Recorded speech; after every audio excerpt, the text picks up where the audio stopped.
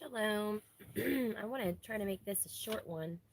I received this book in the mail, Vain Traditions. I don't know why I received it. I didn't order it. It was sent with a letter from someone named Max at vaintraditions.com. And so if you haven't heard of them, look them up. If you're looking into the origins of all the things and the traditions that we do today, as we approach the Pesach or Passover season, which many in the world are celebrating Easter, I found this page to be very, very informative. And so I was going to share with you.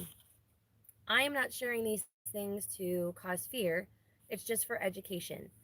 We know that everything that is in the Bible is counterfeited by the enemy. And so it doesn't cause fear, but it helps us grow in knowledge.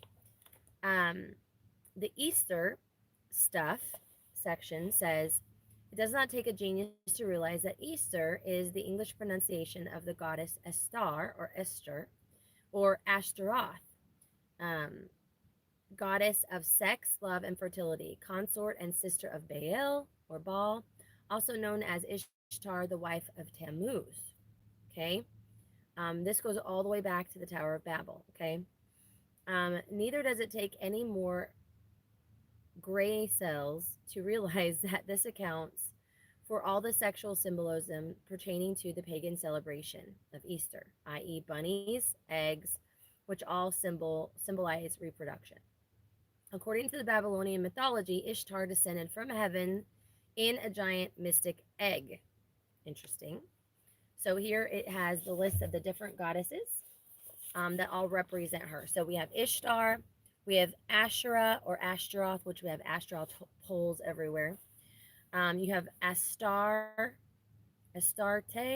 and then Esther, Eastre. Easter. That one's the one that looks the most like Easter. All these false deities were worshipped as fertility goddesses and are warned about in scriptures as abominable in the eyes of Yahuwah. So they forsook they forsook Yahuwah and served Baal and the Asheroth. That's in Judges 2:13. He said to me, "You are to see still greater abominations, which they are doing." And he brought me to the door of the north gate of the house of Yahuwah, and I saw women sitting there weeping for Tammuz. That's Ezekiel 8. And that's when Ezekiel shown all of the abominations that were happening in the temple before Yah set great judgment upon them. Acts 12:4. And when he had apprehended him, he put him in prison and delivered him to 4 quaternions of soldiers to keep him, intending after Easter to bring him forth to the people. Easter. Okay, so in Acts 12:4, they changed the word Passover, Pascha, to Easter. Ugh.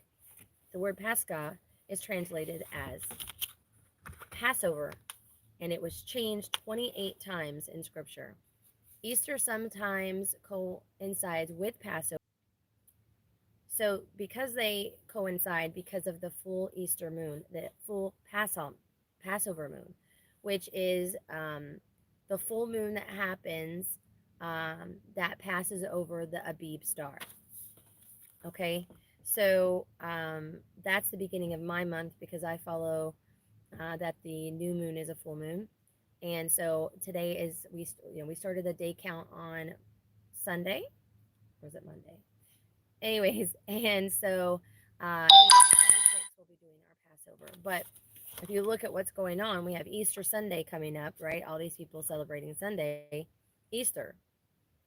Um, Easter sometimes coincides with Passover and the death and resurrection of Messiah, Yeshua. So it was easy for Christianity to merge this pagan celebration of the spring equinox and sexual reproduction, as opposed to the scriptural 14th day of the first Hebrew month, Aviv. Sun worship also had to have a place, and along with the celebration of Good Friday. Somehow a resurrection came about on Easter Sunday.